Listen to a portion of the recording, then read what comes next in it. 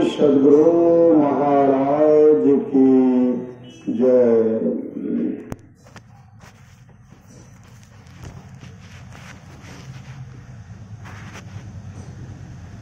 बंदो गुरु पदकंदे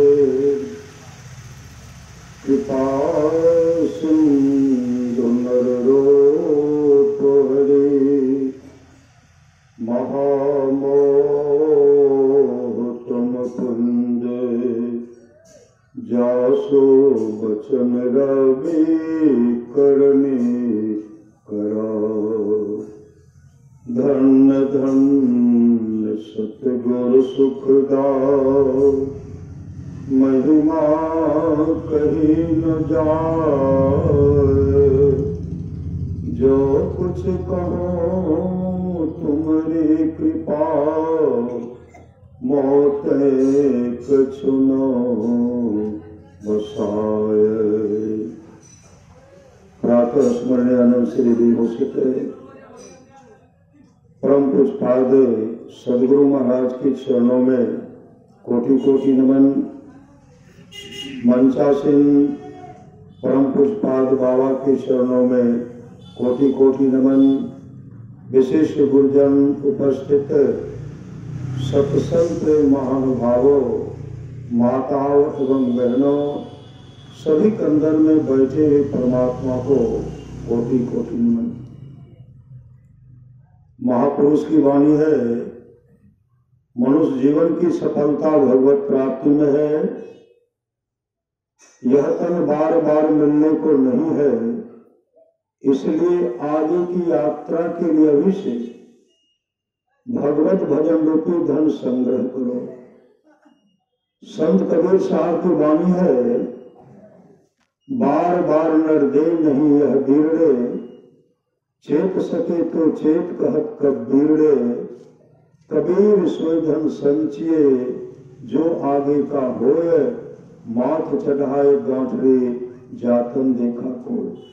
करिए नित सत्संग को बाधा सकल मिटा। कहते सत्संग नित कीजिए बाधा सकल मिटाए। यह अवसर फिर ना मिले दुर्लभ नर्तन कहते फिर मौका हाथ आने वाला नहीं। अमर मुनि का उपदेश है, 100 काम को छोड़ करके स्नान करना चाहिए, 1000 काम को छोड़ करके भोजन करना चाहिए, 1,00,000 काम को छोड़ करके सत्संग करना चाहिए, करोड़ों काम को छोड़ करके अपने जीवन के बागडोर को संत सद्गुरु के हवाले करना चाहिए। भगवान श्री कृष्ण की अमृत में वाणी है, निष्पाप उद्धव जी कोई कितना भी अश्वमेध यज्ञ कर ले, कृष्ण चंद्रायण आदि आदि व्रत कर ले, उसके द्वारा में सुलभता से प्राप्त नहीं होता।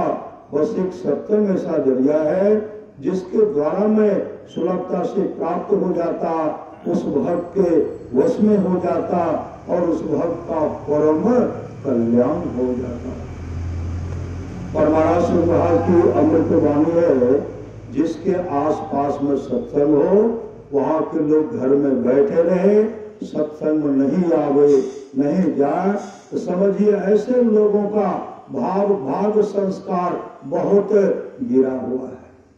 पूरा सद्गुरु महाराज कहते हैं सत्संग करने के लिए बादशाही ठाट बाट की जरूरत नहीं है। वृक्ष के नीचे घास बिछा करके भी सत्संग करने के लिए सदा तैयार रहिए, सदा तैयार रहिए।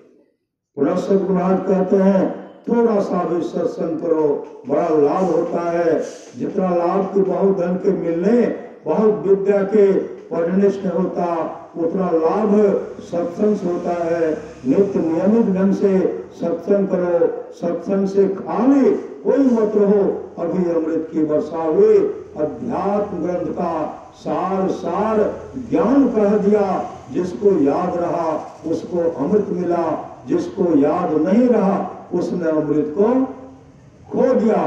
पुनः सद्गुरु महाराज कहते हैं जो लोग बहुत दिनों से सत्संग करते आ रहे हैं, अभी कर रहे हैं, आगे भी करेंगे, ये सभी महासुख के भागी होंगे। अभी हम लोग सत्संग योग भाग 7वें सोपान से सुन रहे थे।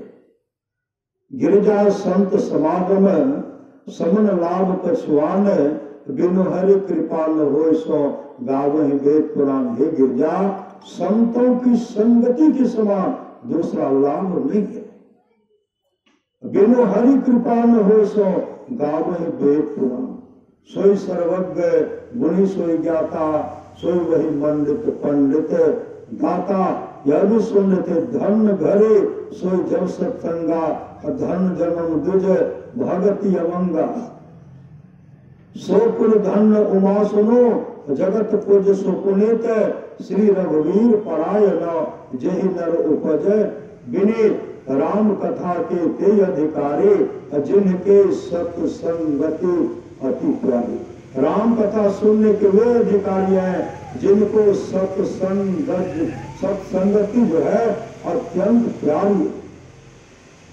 महापुरुष की वाणी है, जिसको जीवन में मिला सत्संग है, उसको हर घड़ी आनंद ही आनंद है। भगवान महर्षि रमन जब सत्संग करते थे, उस सत्संग में एक गाय आती थी, सत्संग सुन गाय आती थी, बराबर सत्संग सुनने के लिए गाय आती थी। और संजोग से एक दिन गाय सत्संग में नहीं आई। भगवान महर्षि रमन जब आंख बंद करते हैं, जब ध्यान करते हैं, तो क्या देखते हैं, गाय जो है जंगल में बीमार पड़ गया है। सत्संग समाप्ति के बाद भगवान महर्षि रमन घनघोर जंगल को चल पड़े। जब घनघोर जंगल जाते हैं, तो गाय अपने गुरुदेव को देख करके रोने लगी, आंसू बहाने लगी। भगवान महर्षि रमन कहते, गोमा आज तुम सत्संग में क्यों नहीं गए? गाय रोकर कहने लगी, गुरुदेव क्या करो, आज मेरे शरीर बुखार है, कष्ट है, पीड़ा है, इसलिए मैं सत्संग में नहीं जा पाई। भगवान महर्षि रमन कहते, गोमा वो तो तुम्हारे शरीर में जो कष्ट है, पीड़ा है, बुखार है, सबको दूर कर दो। गाय रोकर कहने, गुरुदेव अब इस शरीर में रहने की इच्छा लालसा नहीं है। आपके पास जाकर आपका मैं बराबर दर्शन क्या करते थे, सत्संग श्रवण क्या करते थे, उस पुण्य के चलते अब इस शरीर को प्रत्याग करोगे। अब प्रत्याग करके दिव्य रूप धारण करोगे। विष्णु लोक से विमान आने वाला है, उस विमान पर बैठकर भगवान विष्णु लोक को चले जाओगे और भगवान विष्णु के चरण के अधिकार में बन जाओगे। उसी समय गाय अपने शरीर को प्रत्याग करती है, दिव्य रूप धारण करती है, विष्णु लोक से विमान आता है, भगवान विष्णु के पास आते हैं, उनको विमान पर बैठा करके हरि कीर्तन करते हुए विष्णु लोक लेके चले गए और भगवान विष्णु के चरण के अधिकार में बन गए। इस सत्संग का फल है। देवर्षि नारद गए थे नरक लोक। जब नरक लोक गए तो देखते एक नरक में विष्ठा का कुंड है, पखाना का कुंड है। एक प्राणी उसमें पड़ा हुआ है और जमदूत उनके पांव को पकड़ करके विष्ठा के कुंड डुबाते हैं, बाहर करते हैं, डुबाते हैं, बाहर करते हैं। और जब बाहर करते तो छटपटाने